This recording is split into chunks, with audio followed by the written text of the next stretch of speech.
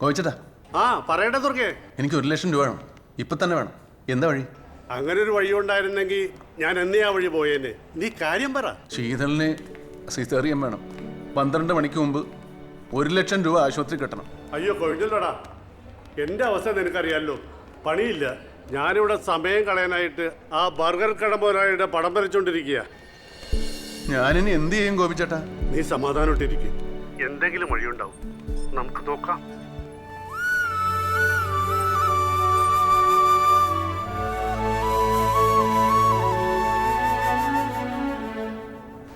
Camera. Planning. Action.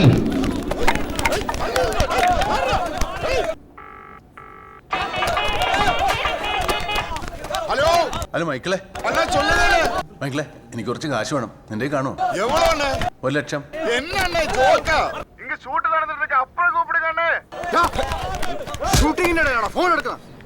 മன்னிச்சிடுங்க sir.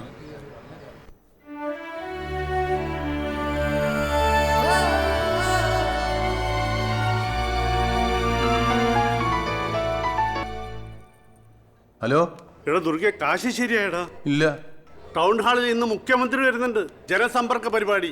നീ അങ്ങനെ പോയി ഒന്ന് കാണ്. ശുദ്ധനാണ്, അപേക്ഷയിൽ കണ്ണീരേണ്ട, അങ്ങേരെ സഹായിക്കും. അതൊക്കെ പെട്ടെന്ന് നടക്കുമോ ഗോപിച്ചേട്ടാ? എടാ നമ്മുടെ മുന്നിൽ വേറെ വഴിയില്ലടാ, നീ സമയം കളയാതെ ചെല്ല്.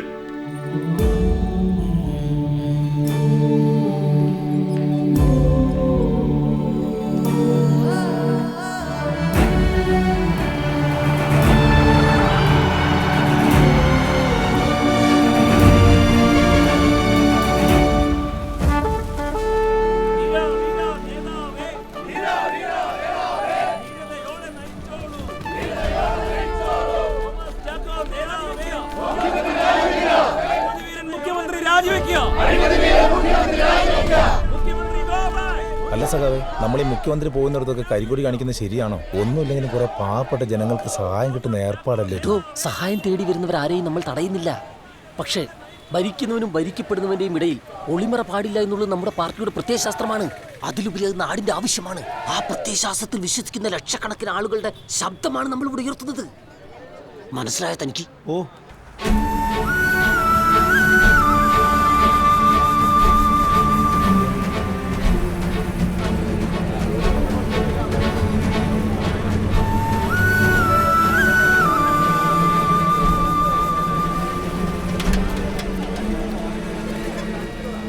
സാറേ, മുഖ്യമന്ത്രി ഒന്ന് കാണണമായിരുന്നു. മിനിസ്റ്ററെ കാണാനാണെങ്കിൽ ആ കൗണ്ടർ ചെന്ന് ടോക്കൺ എടുത്തിട്ട് അകത്ത് തരുന്നുള്ളൂ.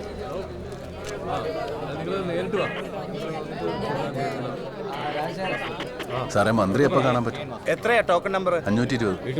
വൈകിട്ട് ഒരു 4-5 മണിയാവും. പേരെന്താ? സാറേ, വണ്ടി ഇടിച്ചു വന്ന സെക്യൂരിറ്റിക്കാരന്റെ ഭാര്യയാണ് സാറേ. മന്ത്രി ആശുപത്രി വന്നപ്പോ ഒരുപാട് സഹായങ്ങളൊക്കെ ചെയ്യാന്ന് പറഞ്ഞ സാറേ, ഇതുവരെ ഒന്നും കിട്ടിയിട്ടില്ല. CM-നെ ഒന്ന് കാണാൻ പറ്റുമോ സാർ? ചീഫ് സെക്രട്ടറിയുടെ ഭാര്യയൊന്നും അല്ലല്ലോ, സെക്യൂരിറ്റിക്കാരന്റെ ഭാര്യയല്ലേ? വിളിച്ചോണ്ട് പോടാ.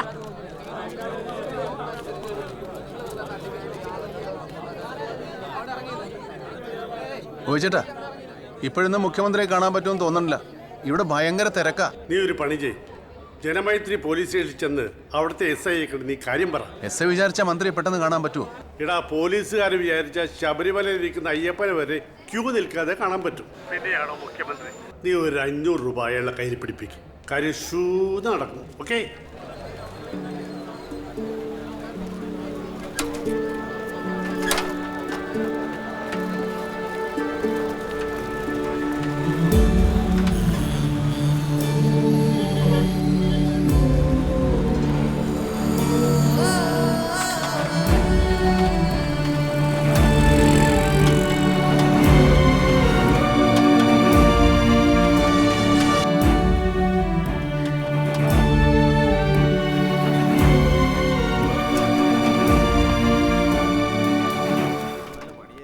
സാറേ, SI ഉണ്ടോ? അകത്തുണ്ട്.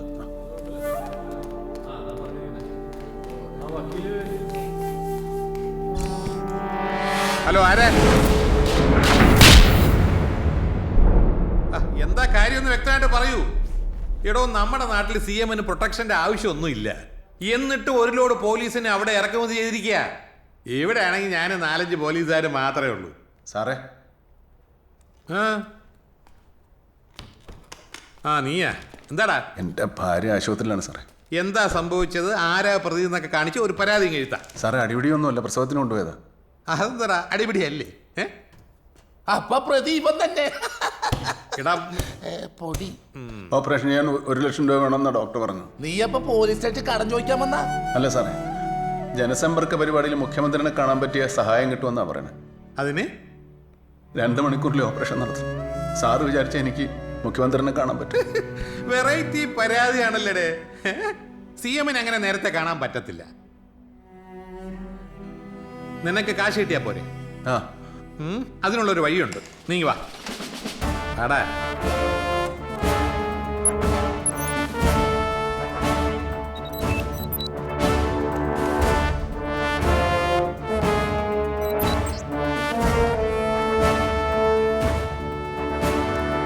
ഇവരെല്ലാം വാണ്ടഡ് ക്രിമിനൽസാ, സർക്കാരിന് വേണ്ടപ്പെട്ട ആളുകൾ. എല്ലാരും കണ്ടല്ലോ. നീ പോയി ഇതിൽ ഏതെങ്കിലും ഒരുത്തനെ പിടിച്ചോണ്ട് വാ. നിനക്ക് ആവശ്യമുള്ള കാശ് സർക്കാർ തരും. ഈ തോമസ് സാറിന്റെ ഒരു കാര്യം. ചെല്ലേ, വേഗം പോയി പിടിച്ചോണ്ട് വാ.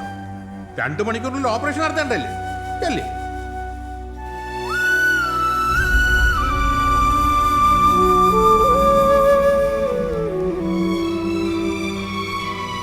എന്താണ് നീ കാണിച്ചത്? SI സോമന് കൈക്കുഴിച്ചു നിട്ടുന്നോടാ. ഇനി ഇവിടെ നിന്നാ നിന്റെ ഭാര്യയുടെ 16 കഴിഞ്ഞ് നീ പുറം ലോകം കാണൂ. ഓടാ. എടാ പുറത്തോട്ട് ഇറങ്ങി ചാവോടാ. ചാ. തോമസ് സാറിന് കൈക്കൂലി കൊടുക്കണം.